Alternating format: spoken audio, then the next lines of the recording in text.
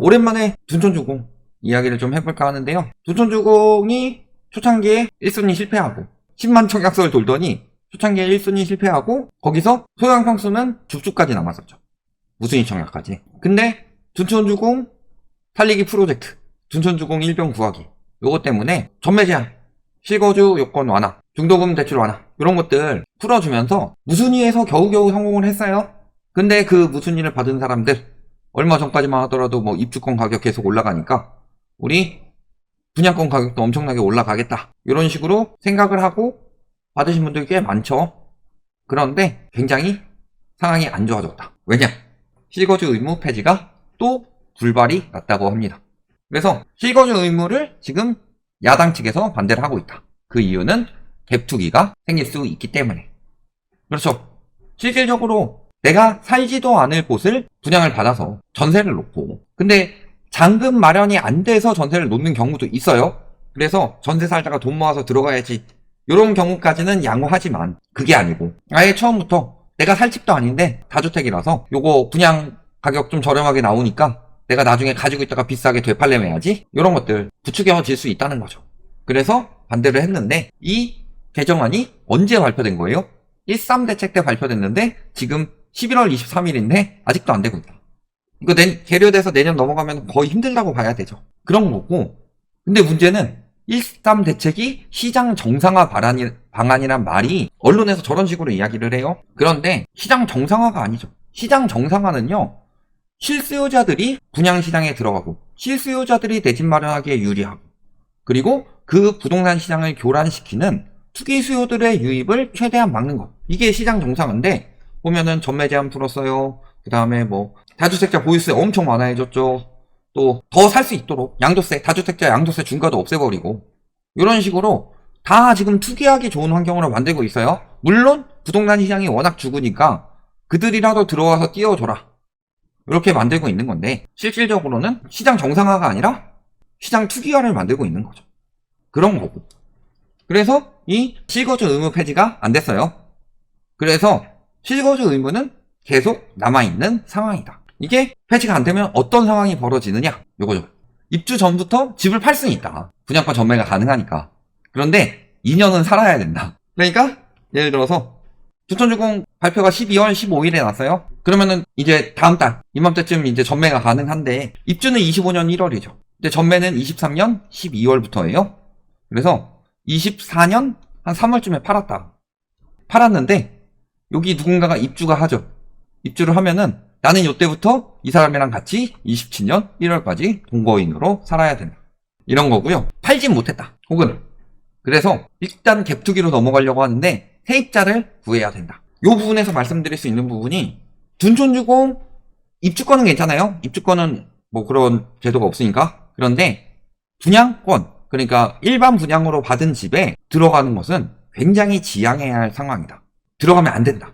솔직히 말씀드려서.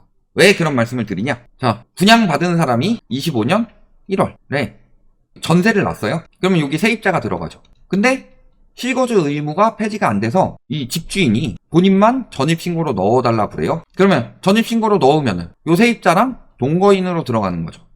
근데 실질적으로 집주인이 여기 들어가서 거주할 가능성은 제로죠, 제로. 누가 같이 살려고 그러겠어. 집주인도 그렇고 세입자도 그렇고. 그런데 문제는 지금 허그에서 보증보험이 안 되는 경우가 몇 가지가 있는데 그 중에 하나가 허위 계약입니다. 그러니까 계약 자체가 전부 허위는 아니더라도 일부 허위가 있으면은 이런 것들에 대해서 보증보험 보장을 안 한다. 근데 지금 허그 상태가 어때요? 올해 전세 대리 변제금만 2조 7천억이고 역대급이죠.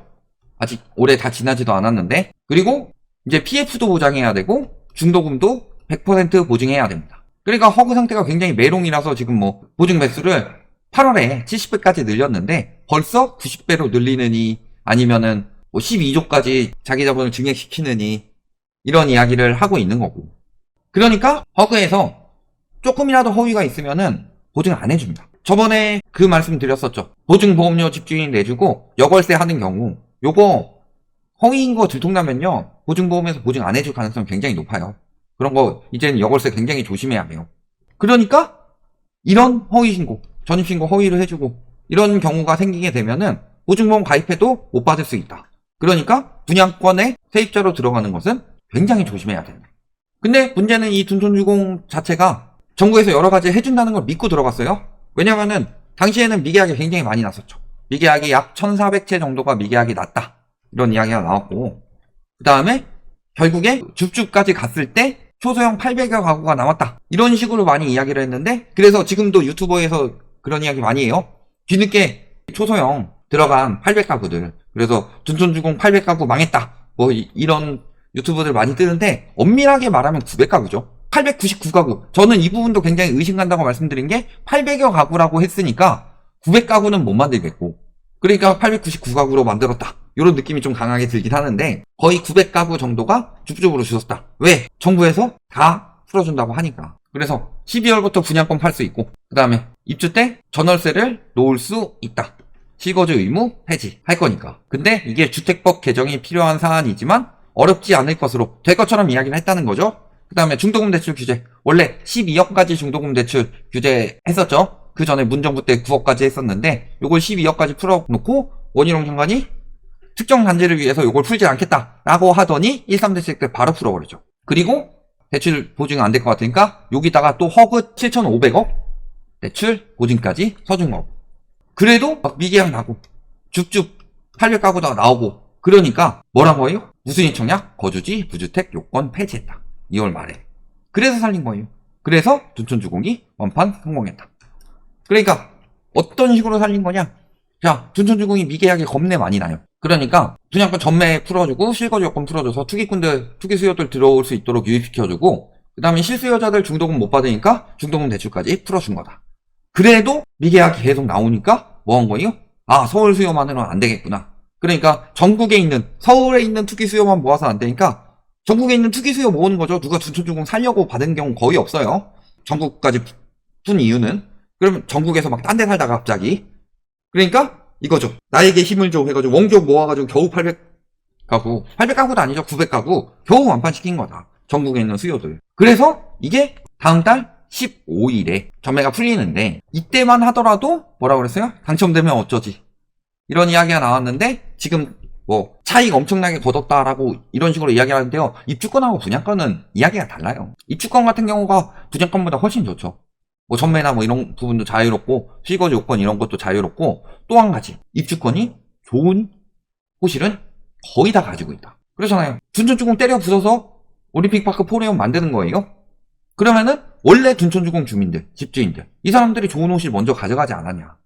그런 것들을 대부분 가져갔는데 그 입주권이 막 올랐다고 해서 분양권까지 똑같이 될 것처럼 계속 이야기를 하고 있는데 입주권 현황도 좋지 않죠. 입주권 많이 비쌀 때는 얼마까지 찍었냐? 22억대까지 찍었어요. 근데 지금 18억 정도로 찍히고 있죠. 물론 이것도 거품이 좀 쌓인 거고, 좀 입주권 거래를 유심히 들여다보면 이런 경우가 많더라고요. 가격이 조금만 떨어지면은 바로 19억대 거래가 또 붙더라고. 그날 혹은 다음 날에. 이런 식으로 열심히 띄우고 있는 느낌이 나긴 한데, 이거는 뭐 음모론 정도로만 생각해 주시고요. 확인된 건 아니니까. 그런 상황인데 이제 전매 풀리는데 분양권을 팔 수 없는 상황이 되는 거죠. 팔았다가는 내가 그 집에 들어가서 거주해야 되는데 이거 문제가 되죠. 이런 상황인 거고, 그 다음에 또 뒤늦게 열심히 줍줍해가지고 분양 받은 사람들, 혹은 10만 청약서를 믿고서 분양 받은 사람들, 이 사람들이 또 문제가 될 게 생겼습니다. 뭐냐? 우리가 이렇게 지을 것을 예상하고 들어가는 거죠. 아, 이렇게 단지가 조성이 되고, 아, 그래서 이런 자재들을 쓰고 난 겁나 잘 들어갈 거야. 이런 생각으로 들어갔는데 요즘에 분양가 오르는 이유 뭐 때문이라고 그랬어요? 원자재비 상승. 그래서 원자재비 상승하니까 분양가 계속 오른다고 지금까지도 그 얘기 하고 있죠. 지금 유연탄 가격 떨어진 지가 언제고 철근 가격 떨어진 지가 언젠데 아직도 그것 때문에 분양가 올라야 될 것처럼 이야기를 하고 있죠. 그런데 문제는 그렇게 자재비가 오르면은 약속했던 자재대로 맞추기 위해서는 공사비가 증액이 돼야 되죠. 그런데 공사비가 감액이 됐습니다. 그래서 공사비 감액하고 오히려 현물까지 제공을 한다. 근데 이 현물 보상안도 500억 정도가 더 거품 붙어서 이야기가 나왔으니까 공사를 얼마나 더 싸게 할 거냐. 근데 분양 받을 땐 저런 이야기 없었죠. 저 이야기는 수분양자들이 동의한 게 아닙니다. 조합원들이 동의한 거지. 왜? 조합원들이 재건축 초과이익 환수법 때문에 낼 돈이 많으니까 공사비를 줄여서 제초안을 줄이자, 이거잖아요. 즉 공사비 감액해서 부담 내리고. 그러니까 조합원들은 좋은데 분양받은 사람들은 공사비가 줄었으면 더 불안해지는 거죠. 이런 게 있는 거고. 여기에 학교 설립이 변경이 됐습니다. 원래 단지 내 초등학교 들어오기로 했는데 그거 믿고 들어온 사람들 단지 내 초등학교 못 들어가요 이제. 왜? 학령인구 감소에 따라서 학교 만들려고 그랬는데 안 만들어도 되겠다. 인근 학교에 그냥 분산 배치하겠다. 그래서 부적정 판정을 내렸기 때문에 단지 내 중학교는 들어와요. 근데 단지 내 초등학교는 안 들어온다. 그러니까 초등학생 자녀를 둔 수요들이 여기를 전세를 들어오겠다. 이런 생각으로 분양을 받았던 사람들 실거주 요건 폐지 안 되고 학교도 안 들어와요. 근데 문제는 학교가 안 들어와서 그걸로 끝이 아니라 이게 경미한 변경인지 중대한 변경인지 판단이 돼야 되는데 만일 중대한 변경으로 판단이 된다면 사업 절차를 다시 밟아야 한다. 즉 25년 1월에 입주가 안 될 수도 있다. 이런 것까지. 그러니까 얘기가 다 달라진 거예요. 그때 정부 말 믿고 막 분양을 받았어요. 죽죽으로. 뒤늦게 이거 돈 된다고 생각해서. 그런데 실거주 요건 폐지 안 되죠? 학교 안 들어와서 이것 때문에 일정 미뤄질 수 있죠? 공사도 더 싸게 안 돼요. 속은 거지. 이거는 둔촌주공뿐만이 아니라 앞으로 여러 단지들에서 나타날 거예요. 지금 청약 경쟁률 계속 떨어지고 있죠. 청약 경쟁률 떨어지는 이유가 여러 가지가 있습니다. 요즘에 다 고분양가 논란이라고 이야기를 하는데 물론 고분양가도 문제예요. 근데 첫 번째는 고분양가가 가장 문제고 그 다음에 두 번째는 대출 억제. 50년 주담대 안 나온대요. 특례 안 나온대요. 그러니까 억제가 되는 거죠. 그 다음 또 세 번째는 실거주 요건 폐지가 안 되니까 투기 수요들이 1월에 폐지한다고 해서 그때는 막 들어갔는데 지금 11월인데 곧 12월인데 아직까지도 폐지 안 됐어? 이거 폐지 못하는 거 아니야? 이런 생각이 들어가니까 투기 수요들이 못 들어오는 거죠. 실거주 요건에 걸려서. 이런 여러 가지 요건들로 인해서 청약시장 무너지고 있고 입주 땐 괜찮아요? 둔촌주공이 입주 폭탄이죠. 헬리오시티 들어올 때 송파구 전세가 문제 많이 터졌었죠. 다만 그때 근처에 재건축 시작해가지고 이주 수요 만들어내고 이런 식으로 겨우겨우 버틴 거지. 근데 이번에 둔촌주공 들어올 땐 뭐예요? 요즘에 재건축도 안 하려고 하는데. 근데 문제는 이 입주 폭탄 때 제대로 될 것이냐. 지금 입주율 떨어지고 있는 걸 보면. 그랬을 때 미입주 사유 보면 기존 주택 매각 지연이 가장 많습니다. 근데 기존 주택 매각이 잘 될 것이냐? 안 될 것 같죠. 그 다음에 세입자 미확보. 세입자 미확보는 우리가 이제 빼고 봅시다. 왜? 실거주 요건이 폐지가 안 됐으니까. 그 다음에 잔금대출 미확보. 대출 안 되죠? 중도금 대출은 풀어줘서 받았는데 그 막상 잔금됐을 때 어떡할 거예요? LTV를 풀어주면 뭐예요? DSR이 엄청나게 걸리는데 13억짜리잖아요. 13억, 14억 정도 했는데 그런 상황이라서요. 지금 보시면 금리 상승, 그 다음에 특례 이런 거 판매 중단, 그리고 금매 소진, 여파 등으로 매각도 안 된다. 그럼 싸게 파는 수밖에 없다는 거죠. 근데 싸게 팔고서 들어갈 수 있는 가격으로 분양한 게 아니다. 그러니까 뭔가 다 될 것처럼 이야기해서 뒤늦게 분양 받았던 사람들, 그 다음에 뭐 되게 잘 되고 있는 것처럼 언론에서 떠들어서 분양 받았던 사람들, 실질적으로 그렇게 잘 되지도 않았었고 잘 안 되던 것을 정부에서 이거저거 다 풀어서 둔촌주공 일병 살리기로 살렸지만 그때 뒤늦게 받은 사람들 실거주 요건 나가리 되면은 완전히 진짜 그 사람들이 나가리 되는 거다. 이런 것들 보시면 답 다 나온다. 여기까지 말씀드리겠습니다.